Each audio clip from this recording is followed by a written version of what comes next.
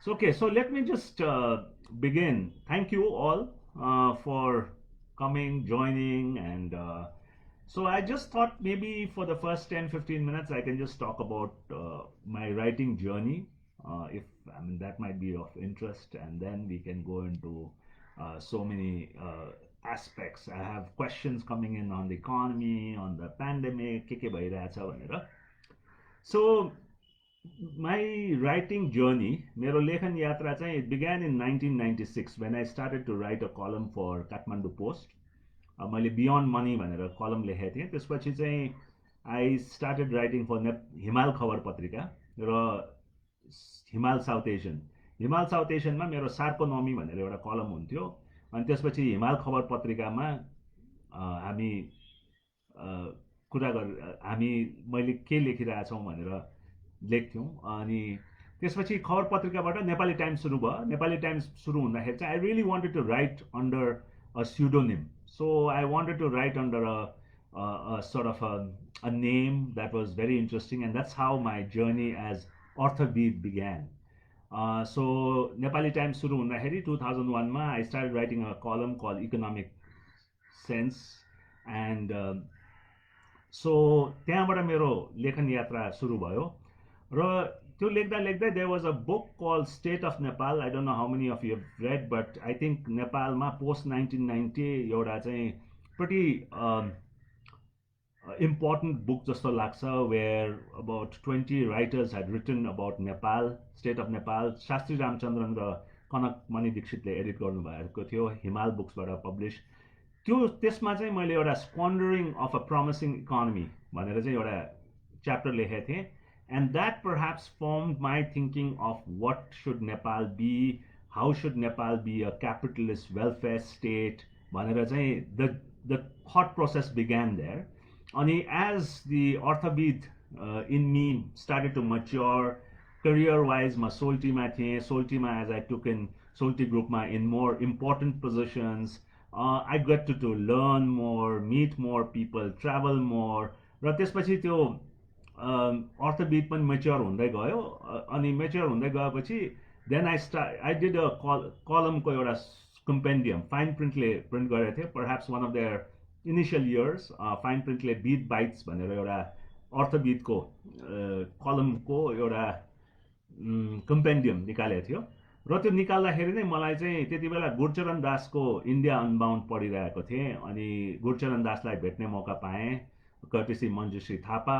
र त्यसपछि त्यो इन्डिया अनबाउन्ड जस्तै नेपालको पनि एउटा चाहिँ अलिकति पोजिटिभ थिङ्किङ फ्युचरिस्टिक बुक लेख्न पर्यो भनेर चाहिँ अनलिसिङ नेपाल लेख्यो. र अनलिसिङ नेपालको यात्राले चाहिँ lot of things open up for me. I started going to different literary festivals, specially Jaipur literary फेस्टिभलमा, माउन्टेन एकोस भुटानमा जान पाएँ र धेरै किसिमका राइटर्सहरूलाई भेट्न पाएँ अनि सिक्न पनि मौका पाएँ. So that actually help my writing. Unleashing Nepal 2009 मा निस्क्यो. अनि त्यसपछि मैले 2011 मा अर्थबिट कलम स्टप गरेँ. र त्यसपछि काठमाडौँ पोस्टमा 2012 देखि चाहिँ एउटा द अदर भ्यू, अहिले चाहिँ अदर भ्यू भनिन्छ, त्यो कलम लेख्न थालेँ. र नेपालीमा पनि मलाई लेख्ने चाहिँ इच्छा थियो. पहिला चाहिँ हिमाल खबर पत्रिकामा लेख्दाखेरि हातले लेख्न पर्ने, टाइप गर्न आउनु थियो Nepali. So it was very difficult. त्यसपछि गुगलले गर्दाखेरि चाहिँ टाइपिङ सजिलो बनायो. Then I started writing for Kantipur. र त्यो गर्दा गर्दै अर्थतन्त्र भनेर चाहिँ 2018 मा निकालेँ. सो त्यति बेलासम्म 2013 मा अनलिसिङ नेपालको एउटा रिभाइज एडिसन पनि निस्किसकेको थियो. So that really made me very interested in how you write differently for a Nepali audience and how do you write differently for an international audience. So that has been one of my interesting parts of my writing journey. र अर्थात् अर्थतन्त्र पछि त्यसपछि फेरि अनलिसिङ नेपालको के गर्ने, 10 वर्ष त भइसकेको थियो भनेर चाहिँ. अनि स्पेसली मलाई चाहिँ कता कता खट्क्यो भने यो पैसा, इन्भेस्टमेन्ट्स, म्यानेजमेन्टले मात्रै सबै चेन्ज नहुने रहेछ. जुन म सोल्टी ग्रुपमा मैले भोटिकोशी पावर कम्पनी चलाउँदाखेरि त्यस्तो सोच्थेँ, होइन सामाजिक परिवर्तन नभइकन के पनि नहुने रहेछ त भनेर चाहिँ अनलिसिङ ट्रान्सफर्मेसन, होइन त्यो पर्सपेक्टिभलाई लिएर चाहिँ अनलिसिङ द वज्र 2020 को जनवरीमा लन्च भयो. So that's what I sort of got it launched. But unfortunately, because of all this supply chain issues, taxes, त्यो किताब नेपालमा एक लट आएको सबै सिद्धियो। बाहिरतिर चाहिँ किन्डल एडिसन राम्रै गइरहेको छ, इन्डियामा पनि राम्रै गइरहेछ। र यो लकडाउनमा चाहिँ के गर्ने त भन्दाखेरि मलाई केही न केही लेख्न मन लागिरहेको थियो र नेपालीमा लेख्न मन लागिरहेको थियो।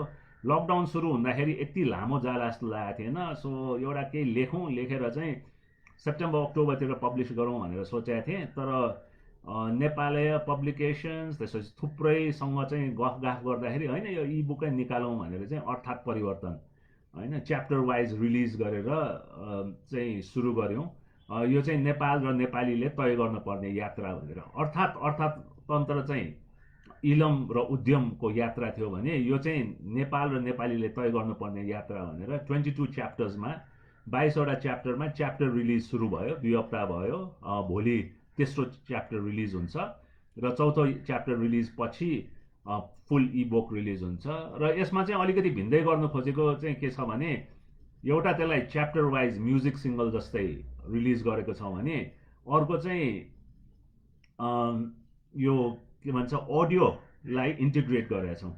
सो म चाहिँ अब त्यो अलिकति हार्वर्ड बिजनेस रिभ्यूमा एकदमै इम्प्रेस्ड हुन्थेँ जब म हार्वर्ड बिजनेस रिभ्यू कि त पढ्न खोज्थेँ, बिहान एकदमै लामो लाग्यो, पढ्न अल्छी लाग्यो भने चाहिँ हेडफोन लगाएर त्यो आर्टिकल सुन्ने गर्थेँ, गाडीमा पनि ब्लुटुथ लगाएर सुन्ने गर्थेँ र त्यसलाई सम्झेर मेबी माइक्रो बसमा हिँड्दा अथवा चाहिँ कहीँ जाँदाखेरि टक्क 12-13 मिनटको चाहिँ एउटा च्याप्टर सुन्न पायो भने चाहिँ हुन्थ्यो भन्ने हिसाबमा that's how the whole idea for अर्थात् परिवर्तन came, and it's an experiment in the Nepali market.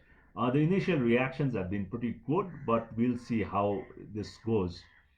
अनि यो होल मेरो राइटिङ जर्नी चाहिँ अलिकति परिवर्तनतिरै गएको जस्तो लाग्छ। आफू पनि आफूलाई परिवर्तन गर्दै गएको हुनाले अब मेरो ट्रेनिङमा बाट चाहिँ म चार्टर्ड एकाउन्टेन्ट हुँ, त्यसपछि मार्केटिङको डिग्री गरेँ र चाहिँ 2012मा मैले कलम्बियाको कोचिङ सर्टिफिकेसन लिइसकेपछि चाहिँ धेरै यो ह्युमन साइड अफ इस्युजलाई हेर्न थालेँ।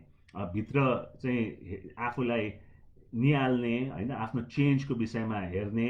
र those who follow me on Kathmandu Post, my past couple of writings have been on change. I run a workshop called Internalizing and Implementing Change. र यो परिवर्तन होइन मानिसको परिवर्तन चाहिँ एकदमै जरुरी छ। मानिसहरू परिवर्तित भयो भने मात्रै समाज परिवर्तन हुन्छ, समाज परिवर्तन भएपछि मात्रै देश परिवर्तन हुन्छ। र अहिले युवाहरू चाहिँ जुन इनफ इज इनफ भनेर उत्रेका छन् उहाँहरूको हेर्दाखेरि पनि यो परिवर्तन चाहिँ एकदम भित्रैबाट आउँछ। यसले चाहिँ राजनीतिक परिवर्तन मात्रै होइन, आई थिङ्क धेरै ठाउँमा व्यावहारिक परिवर्तनहरू चाहिएको छ। चाहे त्यो व्यवसायमा होस्, चाहे इलममा होस्, चाहे उद्यममा होस्, चाहे एउटा एनजिओ चलाउनमा होस्, चाहे कुनै पनि फिल्डमा होस्, त्यो किसिमको चाहिँ परिवर्तन हुनुपर्ने। र अर्को परिवर्तन चाहिँ मलाई लाग्ने भनेको आफूले इन्टरनली पनि भनौँ 30 वर्षको उमेरमा इन्टरनेसनल फ्लाइट फर्स्ट टाइम चढ्ने मान्छे भएको हुनाले मैले धेरै कुराहरू चाहिँ एक्सपोजर ढिलो पनि पाएँ, तर त्यो एक्सपोजरलाई चाहिँ मैले इन्टरनलाइज गर्दै गएँ। र जबसम्म हामी चाहिँ ग्लोबली कम्पिटेटिभ हुन्छौँ भनेर सोच्दैनौँ तबसम्म चाहिँ हामी ठुलो चेन्ज ल्याउन सक्दैन रहेछ भन्ने पनि मलाई भान भयो।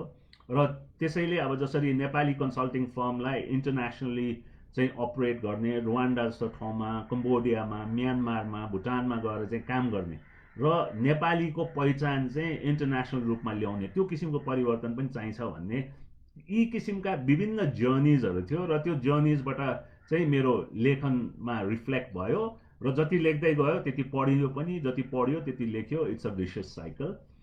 र नेक्स्ट इस्यु चाहिँ I just thought I would like to touch upon in my writing is म इन्डियामा पढेको, मेरो कलेज सिद्धिएर 90मा फर्किँदाखेरि नेपालमा नेपालीले लेखेको कुरा धेरै कम पाउँथ्यो। जुनै पनि कुरा हेर्दै भने बाहिर विदेशीले लेखेको मात्रै हुन्थ्यो र उनीहरूको लेन्सबाट लेखिन्थ्यो। अब उनीहरूको बुझाइ, उनीहरूको कल्चरल ब्याकग्राउन्ड, उनीहरूको ल्याङ्ग्वेज ब्याकग्राउन्ड त्यसबाट लेखिन्थ्यो।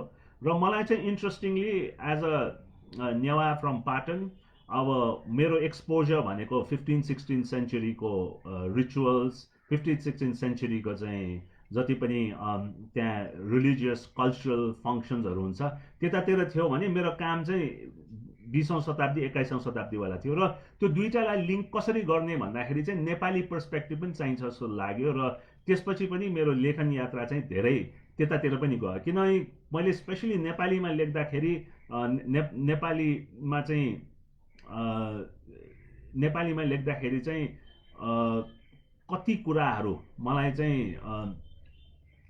किन त यसको विषयमा नेपालीहरूले नै पहिला लेखेको छैन त किनभने हामीले धेरै नेपाली राइटर्सहरूलाई पनि खोज्दै गयो भने उहाँहरूले साइटेसनहरू हेऱ्यो भने प्रायः जसो अन्तर्राष्ट्रिय लेखकहरूको अथवा भारतीय लेखकहरूको अथवा ब्रिटिस लेखकहरूको त्यो किसिमको साइटेसन्सहरू चाहिँ हामीले पाउने गर्थ्यौँ र हुँदाखेरि नेपालीमै किन भएन त र अलिकति अब नेवा पढ्ने भएको हुनाले त्यहाँबाट चाहिँ I could get some sort of perspectives for instance Chittadhar हृदयको पढ्यो भने you get a perspective on how perhaps the merchants of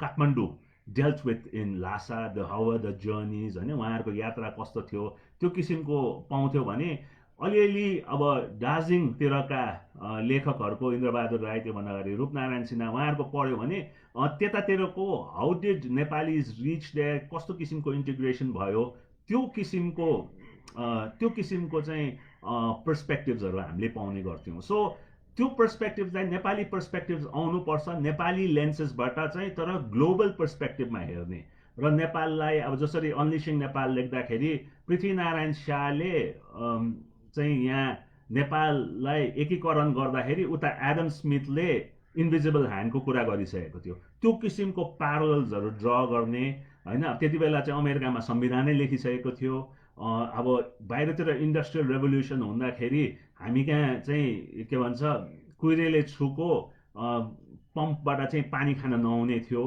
त्यो किसिमको कन्जर्भेटिजम थियो भने त्यो अहिलेसम्म पनि रिफ्लेक्ट भएको पाइन्छ र हामी जति पनि ग्लोबल रूपमा बाहिर चाहिँ जाने तर बाहिरकोलाई चाहिँ भित्र आउन नदिने त्यसले गर्दाखेरि पनि नेपालको विषयमा नेपालीको विषयमा धेरै कुराहरू नभएको हो कि चर्चा नभएको हो कि भनेर चाहिँ अलिअलि रिसर्च गर्यो र स्पेसली अफ लेट इन्टरनेटले गर्दाखेरि रिसर्च एकदम सजिलो भएको छ र त्यो रिसर्च हेर्दै म ट्राभल पनि गरिरहेको छु जसरी मार्चमा चाहिँ म आई वाज इन बोरोबोदोर इन्डोनेसियामा जब त्यो स्तूपहरू हेऱ्यो त्यसको विषयमा पढेको थियो सायद नेपाली आर्टिस्ट गुणधर्मले बनाएको भन्छ त्यो हेर्दाखेरि बौद्धको स्तूपसँग लासाको बाहिर हुने स्तूपहरूसँग के भन्छ बङ्गलादेशमा हुने स्तूपहरूसँग चाहिँ कम्पेरिजन्स देखिन्छ भने इफ यु गो टु बेजिङमा हुटङ्सहरू हेर्दाखेरि मलाई त ठ्याक्क हाम्रो बाहाहरू नै पुगेको जस्तो लाग्ने सो त्यो किसिमको कम्पेरिटिभ ड्र गर्दै गएपछि युरोपमा होस्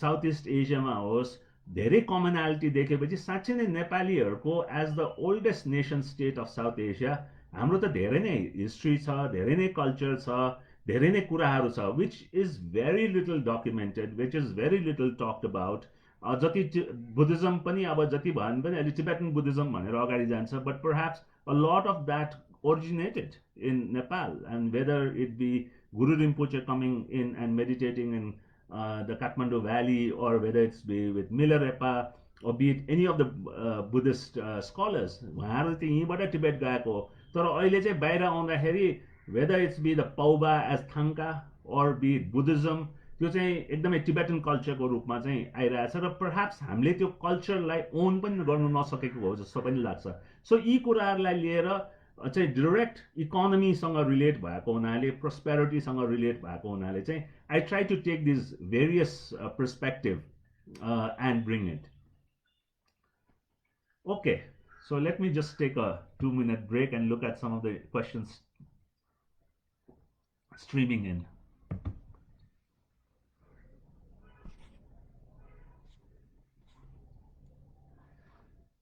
Okay, I think नेपाली इकोनोमीको विषयमा अलिकति क्वेसन्सहरू आएको छ म सुरुबाटै हेर्दै जानेछु अनि त्यसमा चाहिँ अहिले अब लकडाउनले गर्दाखेरि के हुन्छ त यसको सक्सहरू के हुन्छ भने I am not too worried हैन हामीले अगाडि हेर्नुपर्छ लकडाउनले हामीलाई 1-2 वर्षको लागि चाहिँ अलिकति झटारो हानेको छ तर नेपाली इकोनोमी भनेको मिडियम टु लङ टर्म चाहिँ इट्स अ गुड बेट भन्छ सर्ट टर्ममा जहिले पनि प्रब्लम हुने हो एउटा अर्को कोभिड-19 ले थपियो र नेपालको भनेको कन्जम्सन बेस्ड हो मान्छेले चाहिँ अहिले नै हेरौँ न अहिले चाहिँ पार्टी प्यालेसेसहरूमा बिस्तारै चाहिँ मान्छेहरूको भोज सुरु भइसक्यो मैले सुनेको केही होटेलमा 150-200 मान्छेहरूको पनि भोजहरू भइसक्यो बिहेहरू पनि भइसक्यो so I don't think much is going to change रेमिटेन्सको पनि डेटाहरू आउन थालिसकेको छ त्यस्तो डेन्ट भएको छैन र जहाँसम्म टुरिज्म छ चाइनिज टुरिस्टहरू घरेर आउन थालिसकेपछि I think numbers would be also fine so नेपालको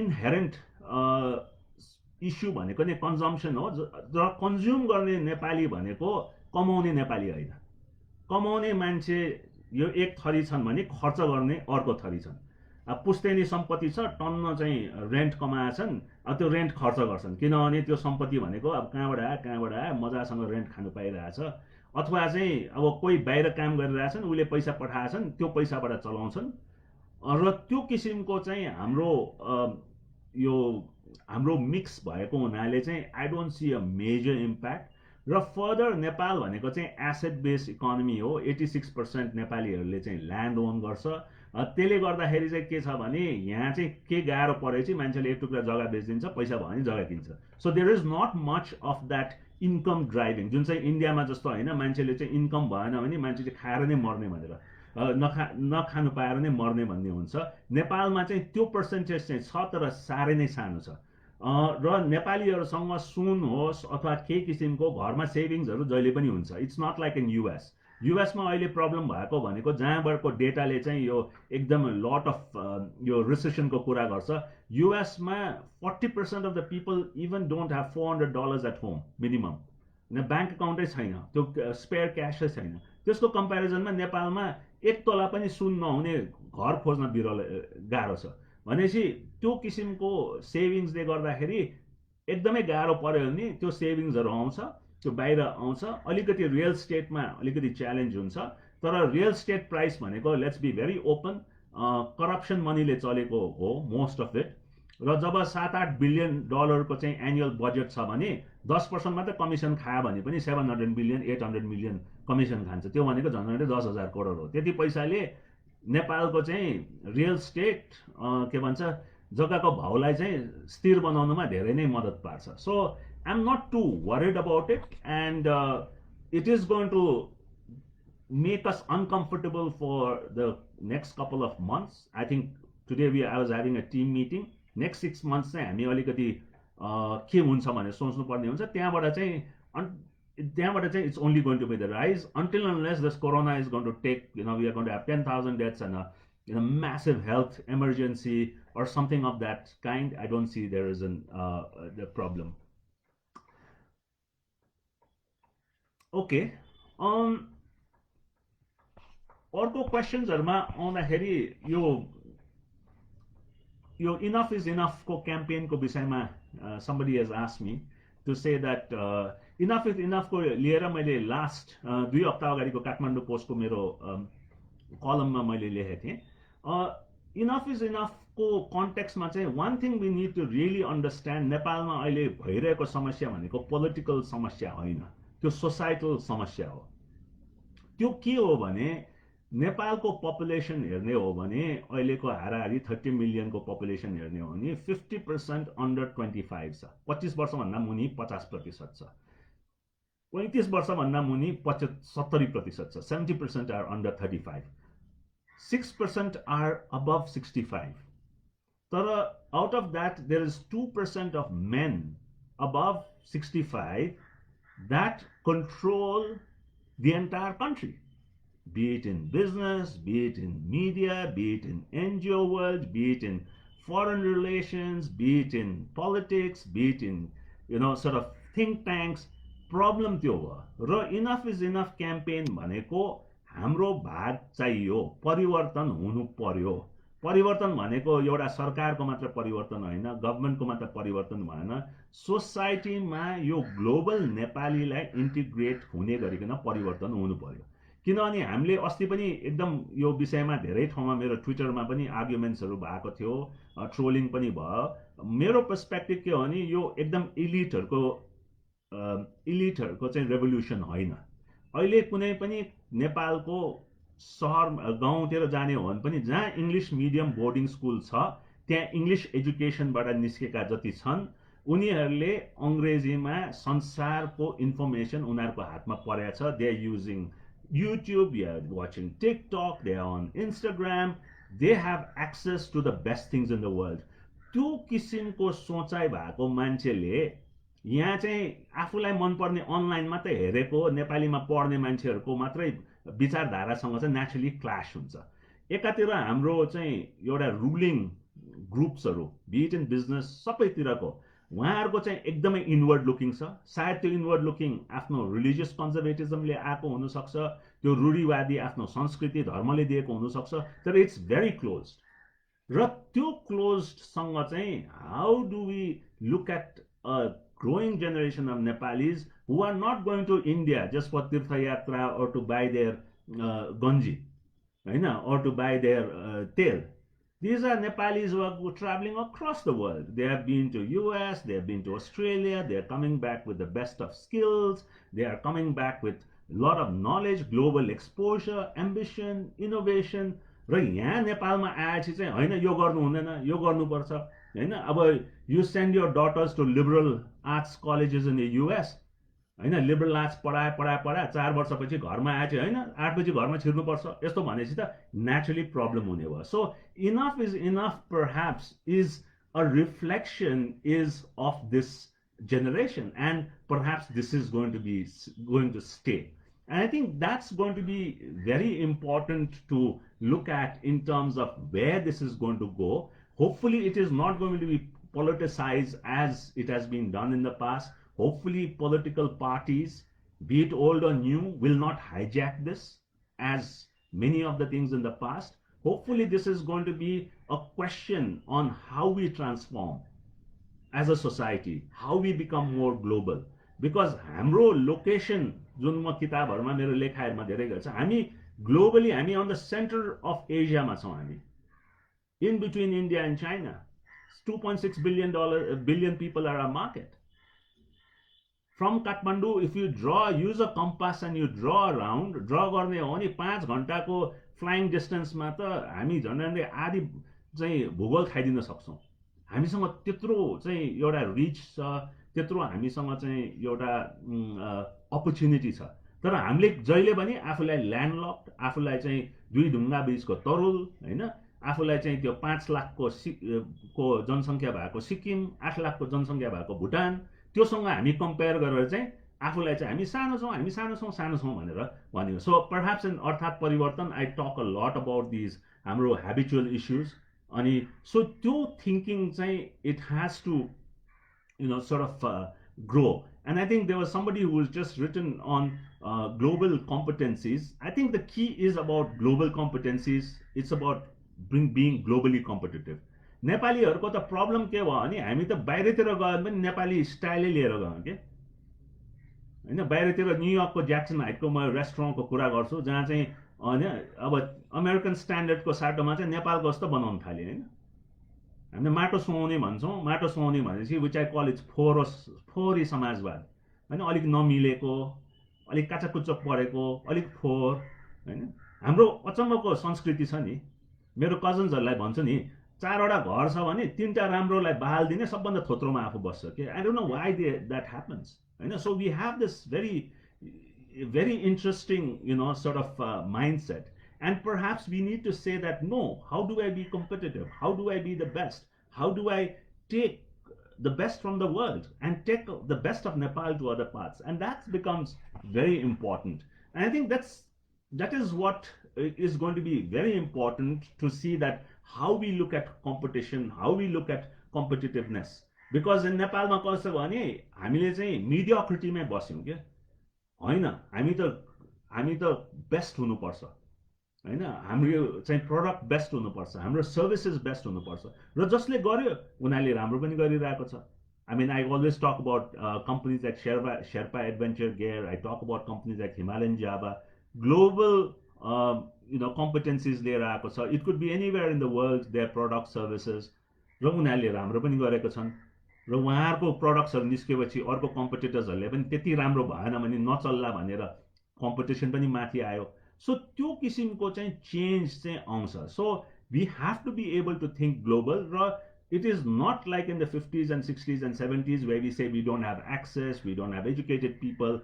Today we have people who have global access, are reading the same things that somebody in the US is reading, watching the same movies perhaps one day earlier than somebody in Australia or in UK or in sort of anywhere in the world. So that is where perhaps we need to change.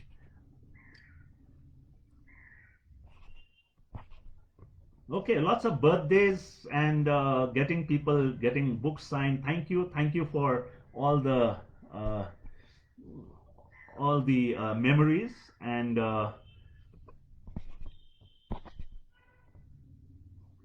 Okay. कसले भने नि कुरा त राम्रा छन्, काम कसले गर्ने. अब म चाहिँ के छ भने काम कसले गर्ने कहिले गर्ने होइन. मलाई चाहिँ के लाग्छ भने त्यो गालिबको एउटा शायरी छ जसमा के भन्छ भने दाग चाहिँ आफ्नो अनुहारमा छ, हामीले चाहिँ ऐना पुछिरहन्छौँ भनेर के. So it has to be what are you doing, आफूले के गरिरहेछ त. जस्तो मैले के भन्छु भने म यहाँ नेपाललाई नै परिवर्तन गर्छु भनेर लागेको होइन. मेरो जुन स्पियर अफ इन्फ्लुएन्स छ, मेरो घर, मेरो कम्पनी, म आबद्ध भएका संस्थाहरू होइन, आफूले जानेको बुझेको ठाउँहरू, त्यहाँ आफूले सबैले एक किसिमको परिवर्तन ल्यायो भने त ओभरअल परिवर्तन हुन्छ. हामी चाहिँ के खोज्छौँ भने अरू कसैले आएर गरिदिने हो कि आफ्नो घर अगाडिको फोहोर पनि कसैले आएर सफा गर्नुपर्ने जस्तो लाग्छ कि. सो त्यो काम त आफूले नै गर्नु पर्यो. And I think that is going to be very important होइन. र मान्छेहरूको के छ भने सजिलो के छ भने डिसमिस गर्ने. नेपालमा हामीले कहिले पनि यो मान्छेले त भनेको त किन भन्यो होला, कसरी भन्यो होला, how is this going on भनेर हामी सोच्दैनौँ. We are always trying to find out यो मान्छे यसले त गफाडी त भने यस्तो नै हो भनेर हामीले चाहिँ छोडिदिन्छ. We never try to figure out why is he saying this, why is he sort of trying to say what he is saying. Okay, so there's another question that says, what's your say on financially unstable business houses which harness a lot of profits and divest it for years but are reluctant to invest? I think it all depends on what is your value system. Whether you are a small business, you're a चिया पसले, or you are a multi-billion conglomerate.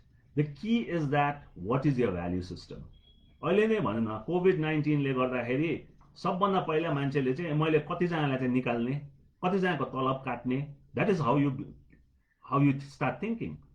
अब मेरो भनाइ के छ भने I am responsible for all the people who are working with me. Not only them, their families are responsible. If their families are responsible, the onus is on you to take care all of them. So मैले के भने नि ल यो December सम्मको चाहिँ we have to ensure everybody gets paid. If contracts are expiring in between, if they want to extend the contracts, we are more than happy. Where would they go and find jobs? हैन. So it is the mindset issue. अब कतिजनाले चाहिँ यो मौका पायो भन्ने हुन्छ हैन. अब पहिला यहाँ हामी त्यो बसमा धेरै हिँड्दाखेरि यो कृष्ण भिर हैन, मुगलिङको छेउमा कृष्ण भिर हुन्थ्यो. अब त कृष्ण भिर आएपछि हामीलाई पो टेन्सन त, तर त्यहाँ त्यो वाइवा बेच्नेलाई त यो चाहिँ मौका हो होइन. सो अब त्यो माइन्डसेट भयो भने त उसले त आज वाइवाई बेच्ने मौका पाउँछ भने आज भोलि मास्क बेच्ने मौका पाउँछ, पर्सि पिपिई बेच्ने मौका पाउँछ, भोलि पर्सि इभ्याकुएसन फ्लाइट गर्ने मौका पाउँछ. Then you start looking at it as an opportunity. So you have to distinguish as to what is your value system. If you feel that you are going to profit, not profiteer, you are doing business not for free, so you'll earn profits of a certain nature, of a certain kind. If you do that, and if you are not going to ठग्ने मनसाय छ त्यो छैन भने long term मा financially पनि stable हुन्छ, सबै हुन्छ जस्तो लाग्छ. र प्रब्लम कहाँ हुने भने आज म अपर्च्युनिटी यसलाई नै अपर्च्युनिटी बनाउँछु, यसलाई नै म चाहिँ यसबाट केही फाइदा उठाउँछु भनेपछि लङ टर्ममा चाहिँ प्रब्लम हुन्छ. Okay, so many topics coming up. So could you speak on Nepali media houses and their role in Nepali politics at present? I think Nepali media houses, as we know, हामी कहाँ अब private media houses कै त्यो चाहिँ domination छ. Quality issues ma, there's a stark difference. Having been associated, I've been writing for a lot of media outlets, I do get to understand यो के होला भनेर. तर अहिले चाहिँ गाह्रो छ Nepali मिडियालाई.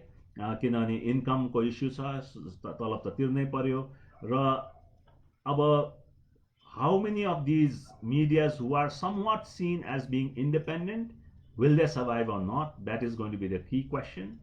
Also, many of the media houses are owned by political parties or people within the groups of political parties. Whether they are going to be able to sustain, whether people in politics and close to politics will continue to sustain these media houses, that, sort of, which, that is something that we need to think of. I think त्यो त्यतातिर सोचेर बस्यो भने I think short टर्ममा मिडियाले challenges नै हुन्छ, तर long टर्ममा साँच्चै नै कन्टेन्ट राम्रो भएको, रिच राम्रो भएको मिडियाहरू चाहिँ सर्भाइभ गर्छ जस्तो लाग्छ। अल्सो मिडियाको कुरा गर्दाखेरि कन्टेन्टमा अहिले भनौँ न, अहिले मेरो यो अर्थात् परिवर्तन is a new way of delivering content through chapters, through audio book integrated stuff होइन। अब त्यस्तै किसिमले this will start hopefully a trend of more people using the e book format, किनभने यो लकडाउनले चाहिँ मानिसहरूलाई चाहिँ कम्प्युटरमा पढ्ने, आफ्नो मोबाइल फोनमा पढ्ने, सुन्ने, इन्टरेक्ट गर्ने धेरै चाहिँ निपुण बनायो। So I think that is going to open a new set of markets for content development. I'm working on a couple of interesting projects with some very young enthusiasts who want to work on content. So I think media house भन्नाले अब त्यो media house को परिभाषा पनि I think change हुन्छ जस्तो लाग्छ। Okay, I have another question that says, how effective is foreign institutional investor policy for Nepali citizens? I think when we talk about foreign investments, I don't know. I have continuously believed that Nepal as a country is not very much in favor of foreign investment. अब हाम्रो mentally नै हामी अलिकति चाहिँ inward looking छौँ होइन। त्यो हुँदाखेरि we do not want outsiders to come inside होइन। सो त्यो हिसाबमा त्यो हिसाबमा हामीले फरेन इन्भेस्टर्सहरूसँग चाहिँ we have been pretty reluctant. Also when we look at it, foreign investor आउनु थाल्यो भने इन्टरनेसनल रूपमा कम्पिट गर्नुपर्छ। सो इन्टरनेसनल रूपमा कम्पिट गर्नु भनेको हामीलाई चाहिँ गाह्रो लाग्छ, किनभने हामीलाई त आफ्नै एउटा सानो ग्रुपमा कम्पिट गर्न पायो भने गजब हुन्छ जस्तो हुने। So that is a big challenge. But definitely एउटा त्यो भिजन 2030 भन्ने एउटा डकुमेन्ट छ, स्वर्णिम वागले भाइस चेयर प्लानिङ कमिसनमा हुँदाखेरि कमिसनमा लेखेको त्यो डकुमेन्टमा भेरी क्लियरली चाहिँ नेपालमा हाम्रो ग्रोथको लागि वर्षेनी $8 to 10 billion चाहिँ खाँचो छ। त्यसमा हाम्रो डोमेस्टिक क्यापिटल फर्मेसन भनेको $2 to 3 billion मात्रै छ, भनेपछि $7 to 8 billion we need foreign investment every year. And that, whether we have the mindset is the key issue. It's not about the laws, it's not about the policies, it's not about the regulation, it's about the mindset.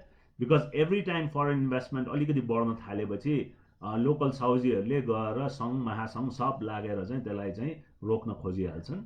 र challenge भनेको चाहिँ हामीले सिक्न पर्ने चाहिँ जबसम्म हामीले चाहिँ फरेन इन्भेस्टर्सहरूको इन्भेस्टमेन्टबाट हाम्रो ग्रोथ हामीले सृजना गर्न सक्दैनौँ तबसम्म चाहिँ त्यो लङ टर्म साँच्चै नै ग्रोथ हुने चाहिँ गाह्रै छ। एन्ड स्पेसली यो लास्ट 10 वर्षको केस स्टडिजहरू हेर्ने हो भने भियतनामलाई हेरौँ, कम्बोडियालाई हेरौँ, अफ्रिकामा हेर्ने भने इथियोपिया, रुवान्डालाई हेर्ने हो भने a lot of these countries did very well because they were welcoming foreign investments. They had a lot of foreign investors who came in, invested, and that changed. So yeah, that's where I see.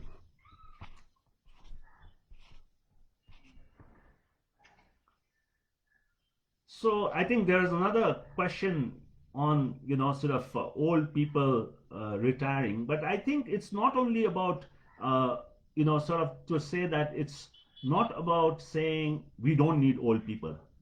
Like at BEAD, I always talk about we need to marry the two E's once, the enthusiasm of the youth and the experience of the old. The two E's we need to marry. And I think that's very important to get experience from people who have gone through a lot in life. हामी नेपालीमा भन्छ नि कि त पढेर जानिन्छ कि पढेर जानिन्छ हैन, पढेर जानेहरू थुप्रो छन्, उहाँहरूकोबाट पनि सिक्न पर्यो, उहाँहरूले पनि सिक्ने मनसाय राख्नु पर्यो। जस्तो म सत्यमोहन राईलाई भेट्दाखेरि, अब he is 100 years old, he continues to be in that learning mode. उहाँलाई नयाँ कुराको विषयमा बुझ्नु छ, उहाँलाई नयाँ किसिमको कुरा सोच्नु छ, you know. So and I have been, you know, I have had a great mentor in Mr. Prabhakar Rana, who passed away last year at the age of 85. He was amazing. At that age, he always was in that learning mode. So it's not that sabai old people लाई एउटा बास्केटमा राख्ने हैन, तर के छ भने old people ले पनि they have to say that okay, at this point of time म active लाइफबाट चाहिँ म अलिकति डिपार्ट गर्छु। जस्तो सोल्टीमा मेरो एक्सपिरियन्स हो भने mister Prabhakar Rana when he retired and he handed over to his son, उहाँले कहिले पनि इन्टरफियर गर्नु भएन हैन, उहाँ आफ्नो इन्ट्रेस्टमा लाग्नु भयो हैन। Of course we used to consult and we used to take his wisdom wherever required, but he never intervened in day-to-day affairs. And I tell a lot of business groups in Nepal, why don't you do that? मान्छेहरू oxygen cylinder लगाएर मान्छेलाई wheel चेयरमा बसेको मान्छे गएर सधैँ check sign गर्नु जानुपर्ने, आफू 85-88 वर्ष भइसक्यो, छोराले सम्पत्ति यसो ताकेर बसेको छ, नाति नातिनीहरू त पुगिहाल्यो अमेरिका हैन। सो त्यो किसिमको यु नो सोसाइटल इश्यूज छ हैन, it's not only in politics. And त्यो चेन्ज नभइकन चाहिँ यो होल ओल्ड र यङको रिलेसनसिप चाहिँ चेन्ज हुनु अलिकति गाह्रो छ। Okay, I think there's another question on MCC. I think I've been very simple. MCC किन भएन भनेर मैले ट्विट चाहिँ कसरी गर्छु भने, MCC आएपछि गभर्नमेन्टमा बस्ने मान्छेले के पनि खानु पाउँदैन, पोलिटिशियनले के पनि खानु पाउँदैन। इट्स अनलाइक अदर प्रोजेक्ट्स जहाँ चाहिँ कतै न कतै आफूलाई घुसाउन सकिन्छ, यसमा घुसाउन सक्दैन। This is going to go to international contractors. It will be implemented by international agencies. अब खानु नपाउने चिज कसले प्रमोट गर्ने त?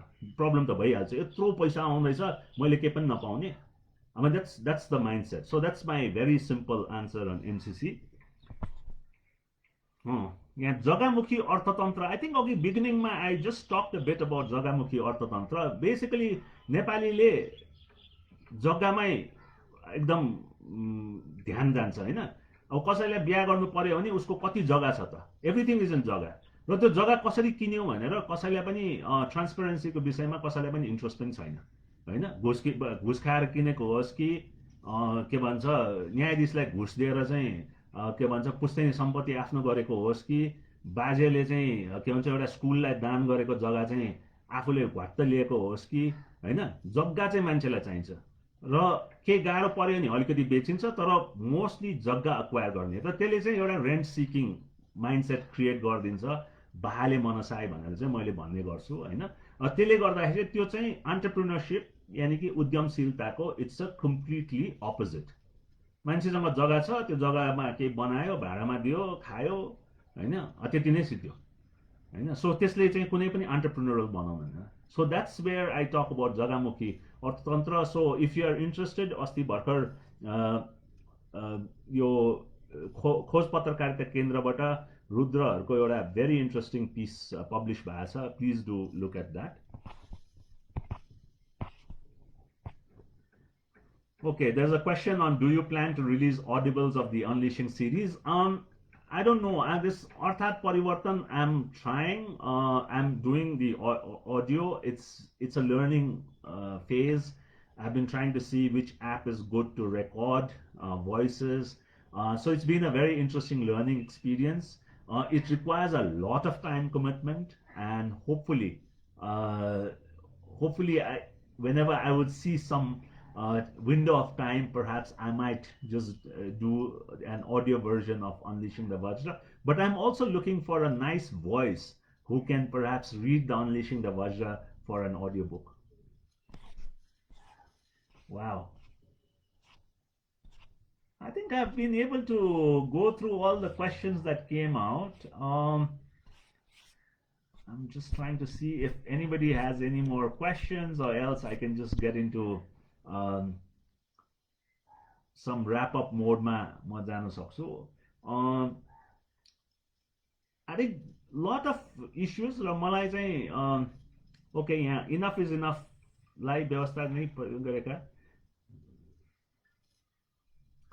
आई थिङ्क इनफ इज इनफको विषयमा धेरै यहाँ क्वेसन्सहरू आइरहेछ। मलाई चाहिँ के पनि हेर्न पर्छ भने नेपालमा भएको अपराइजिङको एउटा सर्टन संसारभरि अहिले चाहिँ एउटा चेन्जको एउटा जुन आवाज उठेको छ, चाहे त्यो युएसमा ब्ल्याक लाइभ्स म्याटरले होस्, त्यसले चाहिँ संसारभरि उगाएछ, मिटु मुभमेन्टले यस्तै किसिमको चाहिँ क्वेसन्सहरू गरेको थियो।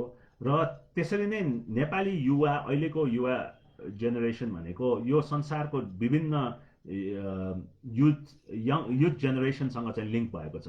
चाहे त्यो क्लाइमेट चेन्जको विषयमा एक्टिभिजम होस्, चाहे चाहिँ यो आफ्नो राइट्सहरूको विषयमा होस्, अथवा चाहिँ इक्विटीको विषयमा होस्, र we will see that. But what we have to be very careful.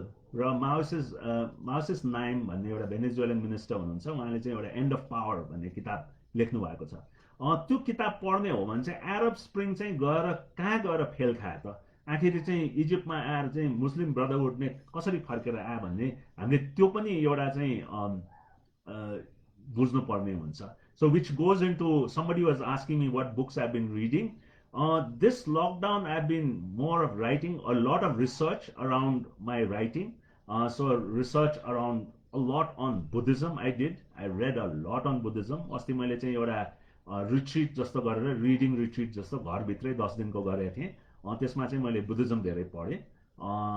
And अहिले चाहिँ मोर अफ बुक्स भन्दाखेरि पनि I been reading a lot of articles. I've been reading a lot of stuff coming out on by my favorite writers on Medium, and I've been reading a lot about अहिले चाहिँ यो जियोपोलिटिक्सले गर्दाखेरि, India चाइनाको इस्युले गर्दाखेरि चाहिँ यो Himalayan पोलिटिक्समा धेरै पढिरहेको छु। Yeah, so that's what it be. Okay, I get another question on not for profit. Okay, so in Unleashing the Vajra, I have a chapter called Donorpreneurs and Cartelpreneurs, you know. र नेपालमा चाहिँ जसरी यो private सेक्टरमा कार्टेल्सहरू छ, त्यसरी नै मान्छेहरूले चाहिँ यो डोनर्सहरूमाथि नै आफ्नो एन्टरप्रेन्योरसिप बनाएका छन्। भन्ने बेलामा एन्टरप्रेन्योर भन्छ, तर त्यो बेसिकली डोनरको ग्रान्ट खाएर बसिरहेका छन्, होइन। त्यसले गर्दाखेरि पनि मान्छे एन्टरप्रेन्योरको परिभाषा के हो भन्ने चाहिँ आयो। र जहाँसम्म नट फर प्रफिटको कुरा छ, I had written in one of my pieces is that नेपालमा यो एनजिओको साटोमा चाहिँ नट फर प्रफिट कम्पनीजहरूलाई प्रोत्साहन गर्नुपर्छ। जसको चाहिँ फ्यामिली फाउन्डेसन छ त्यसलाई चाहिँ ट्रस्टमा लिएर जानुपर्छ, तर बाँकी चाहिँ यो नट फर प्रफिट फाउन्डेसन्सहरूबाट चाहिँ चल्नुपर्छ भन्ने चाहिँ मेरो चाहिँ धारणा छ। बिकज बेसिकली इन्सेन्टिभ त चाहियो, surplus is a very good incentive, but if you don't want that money, you can just keep it there and you can perpetuate a cause. र मैले अब नेपाल इकोनोमिक फोरम 10 वर्ष भयो, बिदले सपोर्ट गर्छ। बिदमा काम गर्ने सबैजनाले 20% समय आफ्नो नेपाल इकोनोमिक फोरमको काममा दिनुपर्छ। त्यसले पनि चाहिँ नट फर प्रफिट चल्ने रहेछ। सो विभिन्न किसिमका मोडलहरू हुन्छन् र यसलाई चाहिँ त्यो एनजिओ बनाएर ग्रान्ट लिएर अनि त्यो के भन्छ पैसाको जलेबी पकाउनु भन्दाखेरि चाहिँ यसलाई मोर ट्रान्सपेरेन्ट रूपमा चाहिँ हेर्नुपर्ने चाहिँ हुन्छ। Post COVID-19 economic recovery, I think we have an opportunity to rethink what we can do, and one of the silver lining I do see in this cloud that hopefully is going to pass soon is that Nepalko अहिले 37% of our export is services हो। त्यो services भनेको IT services हामीले विभिन्न ठाउँमा export गरिरहेका हुन्छौँ, सर्भिसेसहरू export गर्छौँ, आईटी सर्भिसेसहरू। अब there is going to be more digitization, there is going to be more e-commerce platforms coming up, there would going to be more digital payment platforms coming up, so there is going to be more work for Nepali young people. So I would see that as a big piece. In tourism, I would say that there is going to be more travel with a purpose. People are going to travel with a purpose. There's going to be a lot of soul searching. So we actually have been advising my clients to look at high-end tourism. In Rwanda, already we are working on that. There are going to be people who would want to come walk in the mountains, meditate, think, reflect, अनि यो भनेको चाहिँ 500 रुपियाँमा हामीले कोठा बेचेर होइन कि $5,000 कोठा बेचेर चाहिँ कसरी हामीले यसलाई लिएर जान सक्छौँ, त्यो किसिमको सर्भिस दिएर, त्यो किसिमको चाहिँ एक्सपिरियन्स दिएर, those are things that can perhaps open up. I think there is a question on what about Nepalese youth talents choosing the comfort of a developed nation over struggle in Nepal. I think I find in my writings, I also reflect that a lot of people who go out of Nepal don't go out to just earn money. A lot of people go out also to avoid the challenges the society presents. अब भनौँ न, अब यहाँ राम्रै चाहिँ एउटा भनौँ न टप स्कुलमा पढेको छ, अमेरिकामा गयो, लिबरल आर्ट्सको चाहिँ एउटा राम्रो कलेजमा पढ्यो, त्यसपछि मास्टर्स गर्यो, अनि काठमाडौँ फर्केर आएपछि बिहा गर्यो. So if you are woman, बिहा गर्यो, देन यु आर अ बुहारी, you are managing office, you are managing all the sort of social ritual, you are managing cultural ritual. मान्छेलाई चाहिँ सक्दिनँ भनेर जान्छन्. मेरै अब धेरै साथीहरू त्यसरी गएका छन्. They didn't want to leave Nepal for money or for other things, but धेरैजना जानेले चाहिँ त्यो हामीले क्वेसन गर्नुपर्ने छ, वाइ वी गो, होइन? That's one. The other is that for Nepalese, grass has always been green on the other side. होइन, अब second world war, first second world वारमा त्यत्रो मान्छेहरू मारिए तापनि, मर्छ भनेर थाहा हुँदा पनि मान्छेहरू कतिजना चाहिँ के भन्छ आर्मीमा अहिलेसम्म गइरहेछ. सो माइग्रेसनको डिफ्रेन्ट पाटोहरू हुन्छ र इट्स भेरी फ्यासनेबल. अब हामी नै भनौँ न, अब कजन्सहरू बस्दाखेरि I listen to this conversation, फलानाको छोरा त अस्ट्रेलियामा छ, फलानाको देशमा चाहिँ जानै पर्ने. Why भन्ने थाहा छैन. त्यहाँ गएर भाडा माझ्नु is better than running your business here, so it's all about your zip code, what matters, and to a certain extent it is also about societal issues. Okay, I think maybe this is about the neighborhood. I think neighborhood ko in Unleashing the Vajra, definitely I talk about how India and China are working together, and I continuously emphasize on that. Day before I was speaking at the Jaipur Literary Festival Brave New World, and I emphasized on the same thing, that India and China will continue to work together. There may be some issues, but दुईजनाको जुन economic opportunity दुईजना कन्ट्रीलाई छ, त्यो भनेको यो border skirmish यताउताले चाहिँ impact गर्दैन. So economic issue agenda is strong between the two countries, because these two countries are going to be the number 1 and number 2 countries in 2040 as per GDP. That is something that is inevitable. And I continuously say that if Nepal thinks that Nepal can play India against China and vice versa, that's the most stupid geopolitical strategy we had earlier, and we can use now. So we need to understand that they are going to be working together. And for us, the Unleashing the Vajra is about being able to unleash our potential by hitching our wagons on these two fast growing economies. हामीले चाहिँ as a ल्यान्डलक्ड होइन कि land link country between these two countries हामीले के गर्न सक्छौँ त? टुरिज्ममा Buddhist circuit ल्याउन सक्छौँ कि नेपालगञ्जको छेउमा महेन्द्रनगरमा चाहिँ एउटा अटोमोबाइल प्लान्ट बनाएर चाइनिज इन्भेस्टमेन्ट ल्याएर इन्डियामा एक्सपोर्ट गर्न सक्छौँ कि त्यो किसिमको चाहिँ अलिकति ठुलो माइन्डसेट लिएर चाहिँ सोच्नुपर्छ, काम गर्नुपर्छ. I think that's going to be very critical, and I think that's where I see it. I think we have to watch geopolitics very closely. Just by some rhetorics with maps and rhetorics with some speeches is not going to get us anywhere. In this world, it's all about economic power, and you must know how to get that right. Okay. I think I've answered most of the questions, and I think I was just looking at the watch also, maybe another 5-7 minutes I can take on discussing one or two more issues, but if not, I would be more than happy to close this. So if anybody has any final pressing questions, do type. I'll be more than happy to chat on it. But definitely I've thoroughly enjoyed this conversations, and I think यो लकडाउनको सबभन्दा ठुलो उपलब्धि भनेको चाहिँ हामीले यसरी चाहिँ इन्टरेक्ट गर्न पायौँ. I think it's a new form that's going to be here to stay, and I think it's an amazing tool. And also for me, the type of questions that you pose help me to think, reflect, and help me to think of those topics as I write my next column, as I collect ideas for my next piece of writing.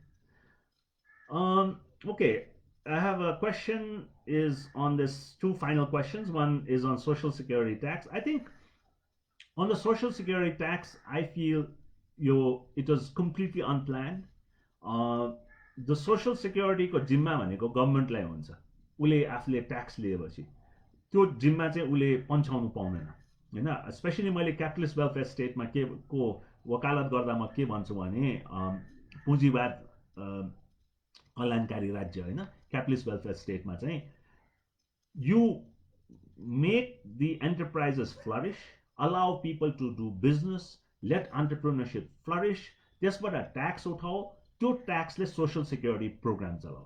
आफूले गभर्मेन्टको responsibility, social सिक्योरिटीको responsibility चाहिँ त्यो पन्छाउनु पाउँदैन. त्यो social सिक्योरिटीको नाममा अर्को खाने बाटो चाहिँ बनाउनु, that is completely wrong. I think that's would be my short answer to that. On Nepal-India border issue, I would say is that we need to end this. नभए भुटानको जस्तो हुन्छ. भुटानसँग हामीले 1992मा हाम्रो प्रब्लम 90sमा प्रब्लम भएको थियो. हामीले कुनै किसिमले त्यसलाई रिजल्भ गर्न नेपालले कुनै कदमै चालेन. We had to resolve it. We never made attempts र 30 वर्ष भयो त्यतिकै गयो. र इन्डियासँगको यो समस्यामा त्यो नहोस्. कुनै पनि डिस्प्युट छ भने we have to resolve it, because it's not about people in Delhi or Kathmandu, it is about the people who live in the border. I always tell Nepalis हामीले चाहिँ पूर्व काँकडभित्तादेखि पश्चिम महेन्द्रनगरसम्म चाहिँ नेपालीले घुम्नै पर्छ, बोर्डरहरू हेर्नै पर्छ. त्यहाँका मानिसहरूलाई त्यो बोर्डर वारी र पारी बस्ने दुवैजनालाई त्यो बोर्डर एकदमै इम्पोर्टेन्ट छ, किनभने उहाँहरूको लाइफ आफ्नो जीवनी नै के भन्छ त्यसैमा डिपेन्डेन्ट हुन्छ. So we have to think about the border from their perspective, not from a rhetoric perspective of Delhi or Kathmandu, and hopefully we can end this. Okay, final, my favorite on Rwanda. Yes, I've written, and I think COVID-19 we were sending suggestions to the Nepal government and Rwanda government at the same times. I think they have taken suggestions very seriously. They have a very good mechanism of handling this. अब अहिले tourism खोल्यो. Rwanda is one of the 4 countries that can fly to Europe. They are opening the international airport. They have a very good re-entry strategy for tourists. And I think it is all dependent on looking forward. हाम्रो चाहिँ के भयो भने कोभिडमै अड्केर यो कोभिडबाट कसरी पैसा बनाउँ भन्ने भयो. अब रुवान्डामा चाहिँ के छ भने यो कोभिडलाई पछाडि राखेर अगाडि चाहिँ कसरी हामीले यसको चाहिँ एउटा नयाँ विश्वको चाहिँ नयाँ एउटा भनौँ न स्ट्रक्चरमा चाहिँ हामी फाइदा उठाउने भन्ने भयो. Okay, wow, questions are still flowing. Would you please say something about creative writing if you have done? No, I have not done creative writing, but my initial writing were in Nepali. मैले चाहिँ लघु कथाहरू लेख्थेँ. मैले उपन्यास पनि लेख्न सुरु गरेका थिएँ, तर सर्ट स्टोरिजहरू लेखेँ नेपालीमा. Till I took on economics in my writing and then just passed by. But I think I wouldn't say it is totally creative writing, but those who are interested, there's a very interesting piece I wrote for Himalayan Arc. It's a compendium of Himalayan writers को writing. HarperCollins ले publish गरेको, Namita गोखलेले edit गरेको एउटा book छ Himalayan Arc भन्ने. त्यसमा चाहिँ मैले Himalayan Citizen भन्ने एउटा मैले piece लेखेको छु. That is the anchor piece of the book, and I think that was something writing style I would like to write, and I'm looking forward to taking some creative writing classes for sure, because a lot of my future writing may depart a bit away from economics into more of human and social and issues, so perhaps I would need a bit more of creative writing skills. Okay. That's it. I think on the citizenship issue, I think it's a very good point to end this interesting discussion. Is tomorrow's column in Kathmandu Post would perhaps answer your questions on citizenship. It is on the citizenship issue. Thank you very much, everybody, and it has been great interacting. एकदमै रमाइलो भयो र I am you those who would like to stay in touch. I think I use this more openly. On अर्थात् परिवर्तन my Facebook page, but ट्विटरमा म more active छु @Sujeev Shakya र मेरो राइटिङ्सहरू सबै चाहिँ sujivshakya.com मा is www.sujivshakya.com my website मा चाहिँ I have archived it, so more than happy to get comments, feedback, and I'm always willing to interact. त्यसमा मेरो email ID पनि छ, so do write to me. I'd be more than happy to interact. Thank you so much. Thank you, Saguna and the bOOkahOlics team for giving me this opportunity to share my thoughts. I thoroughly enjoyed it. Hopefully you did. Thank you.